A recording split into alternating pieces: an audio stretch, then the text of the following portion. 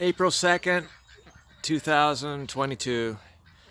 I finally removed the last of my window colonies this morning, and it was a big success. I did retire some of my older queens at the end of summer. I put them on top, and they usually don't make it through their third winter. But I don't kill queens. I'd see if I can get them to last into their fourth summer. So anyway, the new queens that were too small to winter outside were very successful. I was able to use my large colonies outside. When I split the large colonies, the queenless half got these queens from the window over 2 weeks ago, and then I just did some more splits today because here are the last.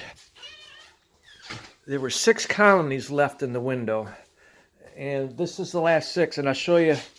They held out. The story behind this colony here, number 17, I ended up killing a queen last summer, and it was number 17, and it took me all summer long for them to replace that queen because I don't buy queens, I breed my own. So all summer long, 3 tries to get them to replace the queen that I accidentally killed. So I felt really bad for them. So I've been taking special care of this colony. It is really, really small. But tomorrow morning, I'm going to cage this queen, either on a frame or in a cage. Here's my insulated fillers. I don't use the nuke boxes. I use a regular deep.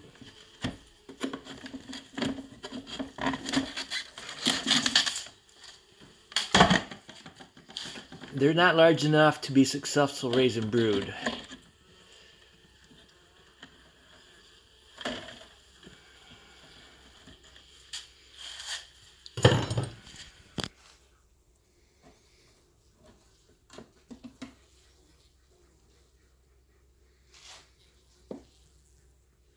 They're on one side of 2 frames, so they'll never be successful at doing brood.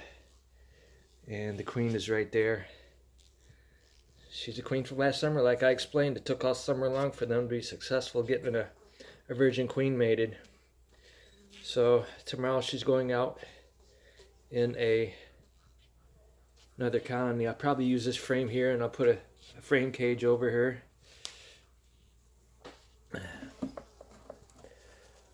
I was lucky today. I managed to, rain is coming, it's on its way. I know this room's a mess. I haven't been able to do anything outside for about 2 weeks.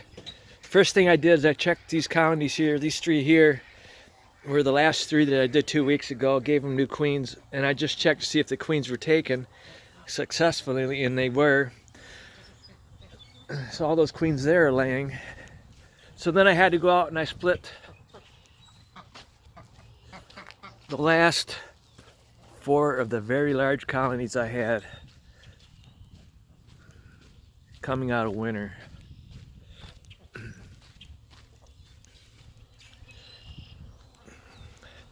So these right here will get queens tomorrow. Now they're queenless. That's why the bees are all riled up, because their queen was gone. Is gone, taken today, just a little while ago, about an hour ago. So let me pause this. And these right here, the first group, I do have 2 colonies inside right now. That one, and then one here. And then there's 2 here that were done a couple days after I did these. And then here's the 4 that I just did today. And I don't really want to mess with those, but I'll show you.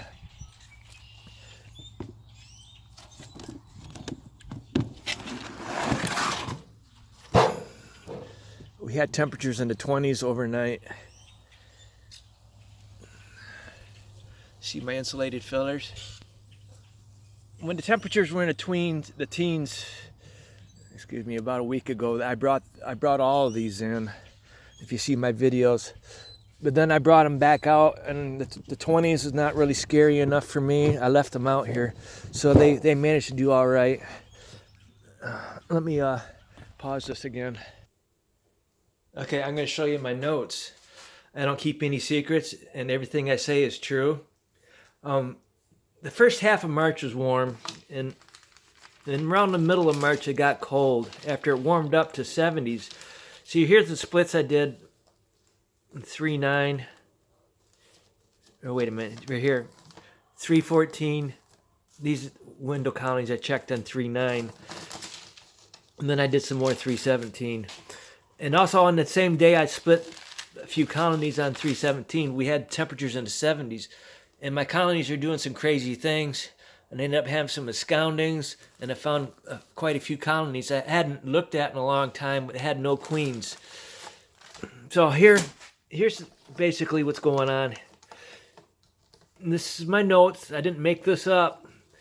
I started winter with 154 colonies, and I currently have 120. And my first loss was 127. January, they ran out of honey, so that was my screw up right there. But the majority of them, no queen. Queen died. No queen, no queen, no queen.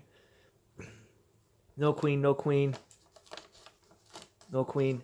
And here, 37 chilled on 3-4. That's the one. They had enough honey, but for some reason they didn't get over towards the honey. And here is, see, anyway, basically the majority of these, no queens. That's what happens to my colonies at the end of winter. They lose their queens because of the toxic chemicals. That's why I keep complaining. I'm the only beekeeper on YouTube that complains about the toxic chemicals, and I don't get it. You know, and I see Canadian Beekeepers blog once in a while. He's just now taking his bees outside. They've been inside winter all winter long. And it's like a warehouse. They don't see the light. See that shed there? My second winter, I put bees in there in January, end of December, early January, and I took them out early March. And none of them, even though I gave them Better Bees Global Winter Patties, they didn't start laying until I took them out here in March. And then we had some temperatures in the teens, and they lost all their brood because the colonies started late and they were too small. So I said, never again will I do that. So then a few years later, I built this. And I monitor the size of my colonies. So they get small, I bring them in. If they're too small, they even handle temperatures outside. They go in the window. And these window colonies were down in my basement the end of January for most of February. And again, they did not lay. So I don't know how anybody can get their bees to lay inside a room without seeing the sun. As far as I'm concerned, bees are dependent on the sun. They have to have a lot of sunshine for them to want to lay. If they have no idea what time of year it is, they don't see the angle of the sun, basically. If they don't see where the sun is, they don't see the sun, they don't know what time of year it is. That's my opinion. Okay? So again, I saved quite a few colonies here in the window. Very successful, I guess I'd have to say. And splitting my large colonies, I don't have to buy queens from anybody. I have the queens here. When I split my colonies at the end of winter, early spring, I have the queens to put in the queenless half. Okay? Nobody does it better, all right? Thank you.